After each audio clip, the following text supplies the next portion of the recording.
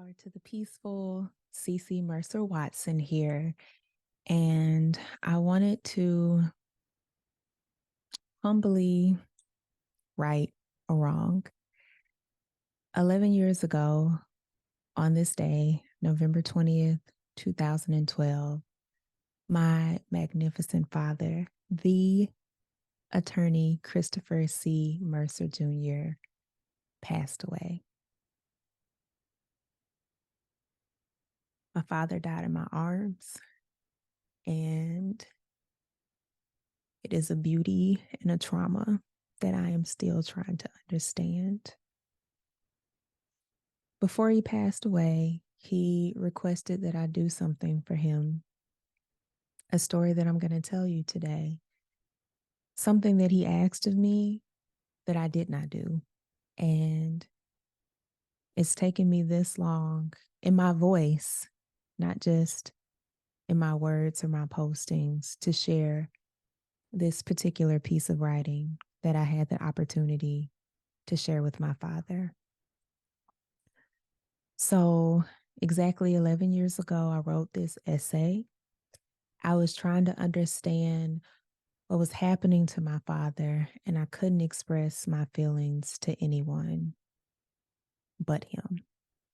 He was diagnosed with cancer and had survived for a decade and was even in remission for a few years until it came back and it hit hard, causing his organic body to break down and transition.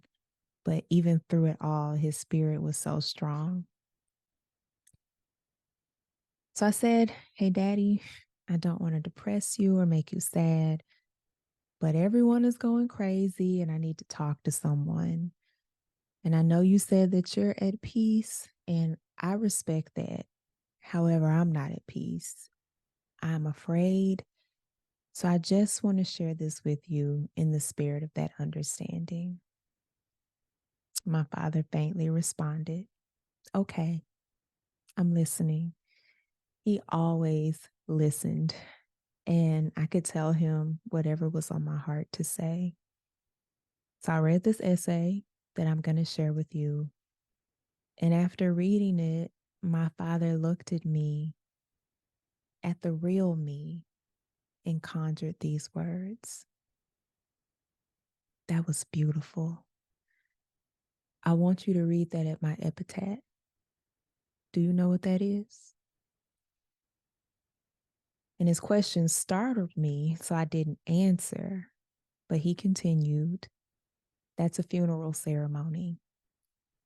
I want you to read that at my funeral." So, being optimistic, I told my father I wouldn't be reading it for a long time. I kissed him on his forehead and we sat in the still of that moment. He had been surviving cancer for 10 years. He was a fighter and a comeback kid. And though it was rough, I was almost certain that he would recover fully. Little did I know that those words would be some of his last, because after that, he died 4 days later.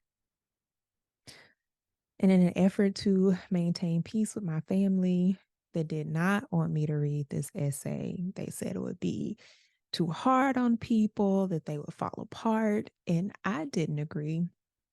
But there was so much going on that I elected to share something else, another poem that I wrote for him.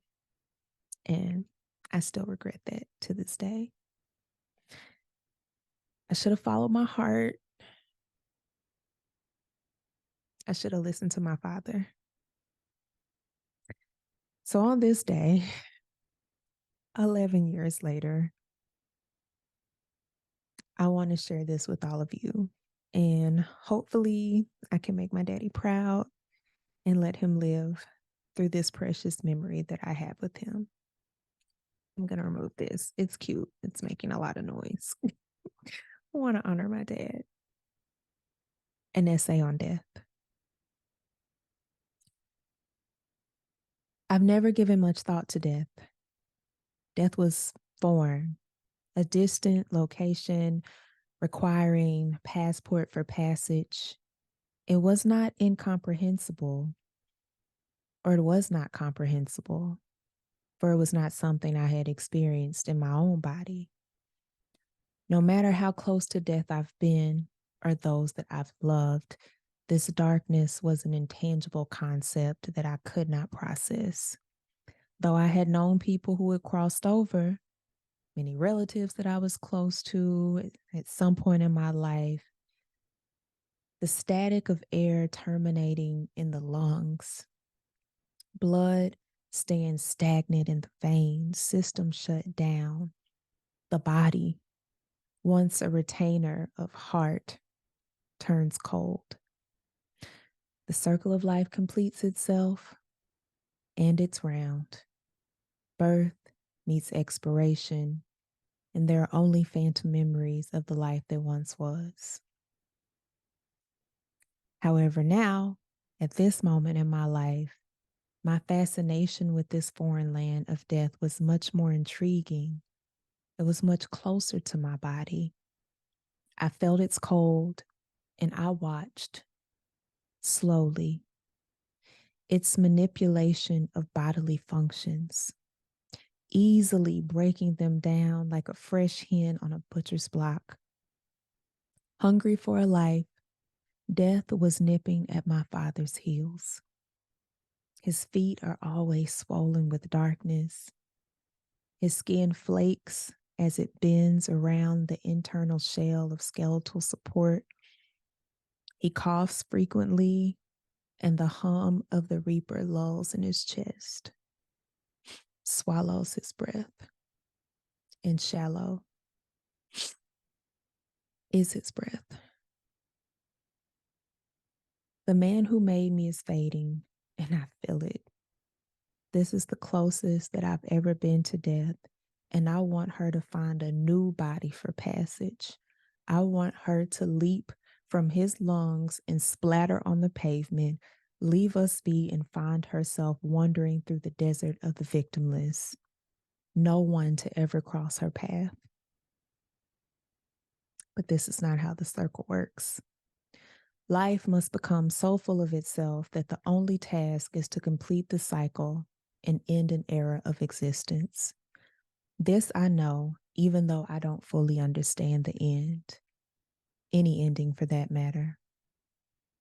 Death doesn't quite know how to penetrate every corner of my daddy. She has weakened his physical functions, frail his body sits, struggles to stand, slow as every action, but she has not found a way into his mind. Sharp as chef knives, he can recite poetry, remember friends from long ago, and recount every moment in his life. What a blessing to have one's mind. And every day, whether it's a poem I wrote for him, family calls to check in, or our canines bark at every buzz of the bell, whatever it may be, he finds a reason to smile. His lips part, curl tightly to his cheeks, his eyes light with unbelievable illuminating glee. It is truly a spectacular sight to see my father smile, even in the face of death. Her trickery to fail in foul functions break only the body. The spirit, when resilient, remains intact. Life, death, the in-between. Those are three sentences that each creature has if their star power hits this earth. How fully they fill in the blanks buoyed about the periods is what matters. Do I fear the unknown elements of death? Yes, at times. Her charm, presented as a way out of pain or a gateway to glory, may be enticing to some. It may be a portal to push past the paralyzing perils of this world. Who knows if it's even a bad thing? I don't know. What I do know is the thought of losing my daddy is crippling to the heart. He is so much of the reason I exist. So if he ceases to, I may as well. Sometimes when things are lost, personal effects are personal to the heart. Recovery is difficult, for there is no way to ever retrieve those items, those people, those things ever again. Never again can I replace the magnetic power of that love. It's gone. That is my hardship. I do not anticipate the day, whenever it may occur, when my father crosses over to the land of the unknown. I enjoy each day, however, I cannot imagine him being lost forever. Will I ever find him again? Will we meet in heaven, the cosmos beyond? Will he be as I remembered him last, or brand new, shining like the sun midday? I wonder, I worry, and I pray that death will take her business elsewhere and allow my father to heal. Give us a few more days, any days, time, time. Please do not expire my father's time. But I know at any moment, anybody can meet the close of their circle. Life will meet death, shaking hands and making their bond eternally clad.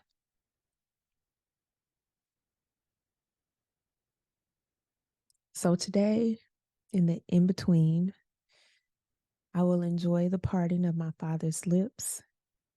I will watch him sleep in peace. Make sure that he always knows that my heart, genetically and soulfully, surrenders to his will. I will make him proud. Death, though inevitable, will not run or ruin my fortitude to move forward with my life. It's hard some days. However, it is so easy to smile. I will make jokes and laugh with my daddy. And when the time comes, when the cycle is complete,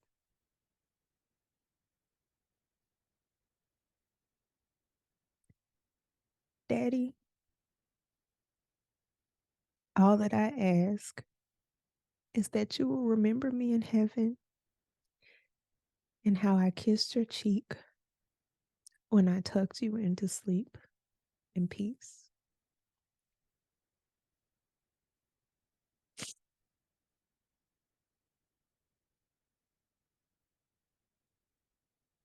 I want to thank you for allowing me to be so vulnerable.